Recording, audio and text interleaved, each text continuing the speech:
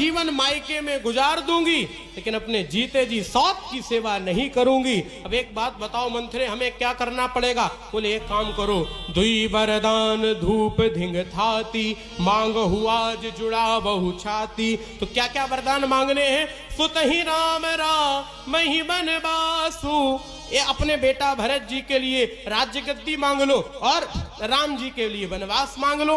आज दशरथ जी महाराज जब शाम के समय आए हैं तो कोप भवन में टाट पहन करके महाराज महारानी कैकेयी चली गई हैं। दशरथ जी ने सबसे पूछा, महारानी कैकेयी कहाँ है, महारानी कैकेयी कहाँ है? तो बोले पता चला कि कोप भवन में चली गई।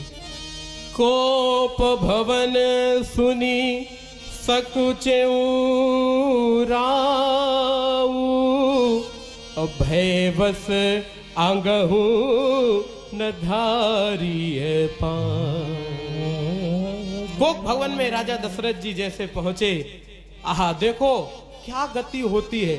सुरपति बसत बाहुबल जाके, जिनके बाहुबल पर इंद्रादिक देवता राज्य करते हैं, वो दशरथ जी महाराज सोत्रिय गति लखी, वो स्त्री की गति के सामने कैसे डर रहे हैं महाराज। जैसे ही अंदर पहुंचे हैं ना, आहा दशरथ जी रानी कैकेयी से कह रहे हैं, जाहि निकट नृप कही मृदुबानी, और प्राण प्रिया के ही है तो रेसानी, प्राण प्रिया के ही है तो रेसानी, प्राण प्रिया कही है तो रेसानी, ये प्राण प्रिया के ही है तो रेसानी, प्राण प्रिया के ही है तो रेसानी।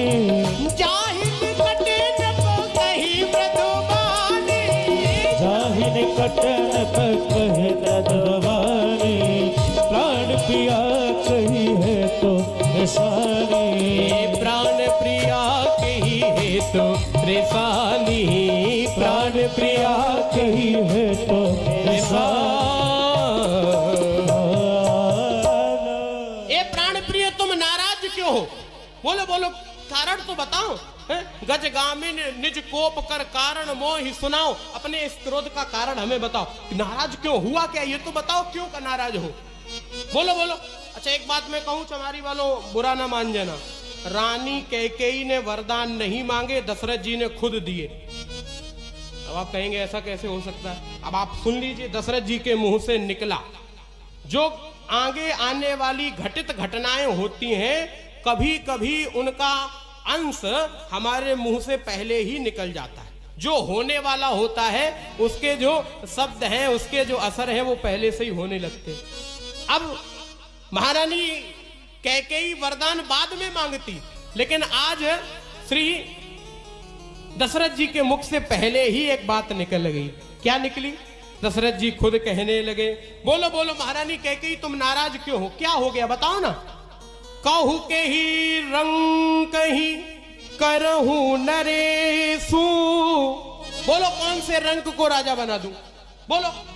और की धो नृपहि निकासहु देशु, और कौन से राजा को घर से निकाल दूं?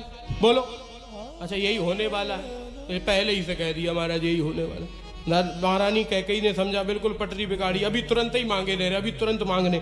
जैसे ही उन्होंने सोचा कि अब हम मांगने ही जा रहे वरदान, जैसे ही वरदान मांगने के लिए महारानी कैकेयी तैयार हुई, वैसे ही किसी ने जोर से दीवार में दोनों हाथ पटक दिए, दोनों घूंसे दीवार में पटक दिए। पीछे देखा तो मंथुरा मना कर रही, मांगना नहीं मांगना नहीं।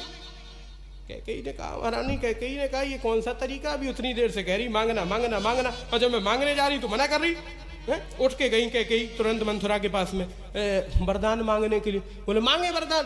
बोले अभी नहीं मांगना। क्यों नहीं मांगना? बोले सुन लो, तब तक नहीं मांगना जब तक राम जी की सौगंध दशरथ जी ना खा जाए, तभी मांगना।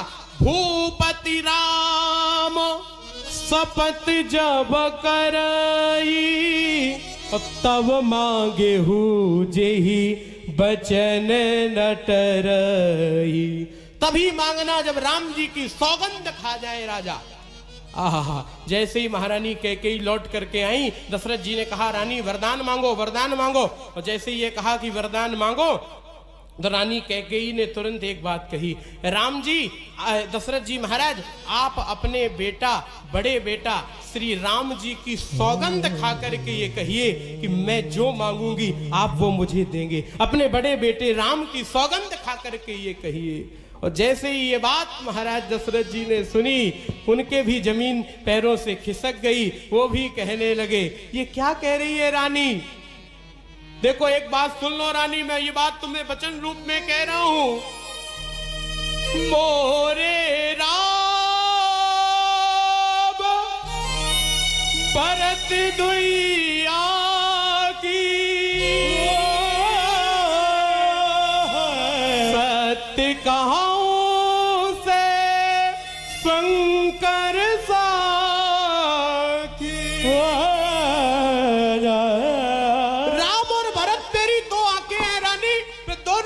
ऐसा भेद नहीं हो सकता कि एक आंख को कोई ज्यादा प्यार करे, एक आंख को कोई कम प्यार करे।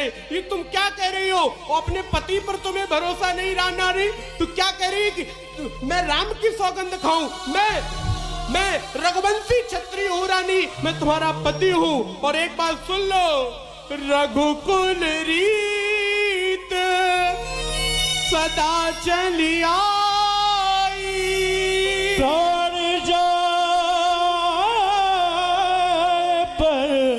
वचन न जाही।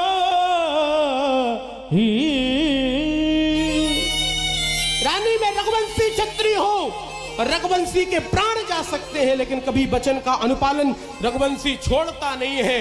मैं वचन देता हूं, तुम जो मांगोगी मैं दूंगा। अब महारानी कैकेयी ने वो वरदान मांगे हैं जो हम जैसे लोगों के छाती से भी महाराज कैसे वो वरदान निकले, कैसे वो शब्द हमारे मुख से निकल के आए। क्या मांगा महारानी कैकेयी ने? आहा, सुनहु प्राणपति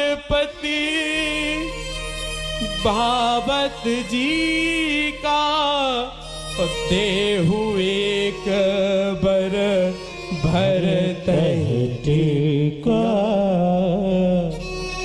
मांगऊ दूसर बर कर जोरी, पुरबौनाथ मनोरथ मोरी। जब ये कहा कि दूसरा वरदान मांगो तो आज ऐसा वरदान मांगा है, तापस वेश विशेष उदासी, 14 वर्ष राम बनवास। ये क्या कह रही हो रानी? रानी रानी ये तेरा पति जो तेरा पूज देवता है, और इस समय तेरे चरणों में आकर राघव की भीख मांगता है। मेरे राम को मुझसे दूर मत करो रानी, मैं भरत को राज्य बना दूंगा, राज्य दे दूंगा। मेरे राम को राज्य का लोभ नहीं है, उसे राज्य नहीं चाहिए। वो तो खुद ही कह रहा है कि जन्मे एक संग दो भाई, हमारे बंधु ब्याह है वो ही अब सेकू। ये उचित नहीं है, विमल बंध ये विमल वंश यह अनुचित एकू। मेरे राम को राज्य का मोह नहीं है, उसे राज्य नहीं चाहिए। लेकिन रानी, मेरे राम को मुझसे दूर मत करो। क्यों? जीवन मोर राम बिनु नाही, राम के बिना मेरा जीवन संभव नहीं है रानी। महाराज, सहम परिउ जिम सिंगिनी मनहु वृद्ध गजराज। जैसे बूढ़ा हाथी तड़प रहा हो और सिंहनी शिकार पर खड़ी हो, ऐसे ही दशरथ जी रात भर तड़पते रहे। कोई महाराज कैकेयी माता के ऊपर कोई फर्क नहीं पड़ा। सुबह हुई, सब लोग उठ गए, प्रजा जग गई और प्रजा के लोग बातें करने लगे। पिछले पहर भूप नित जागा, आज हम ही बड़ो अचरज लागा। जाओ सुमंत्र जबागो कहा, ए सुमंत्र जी जाइए जगाओ, क्या बात हो गई पता करो। सुमंत्र जी जब गए तो सुमंत्र जी कुछ भी पूछ पाते, वैसे ही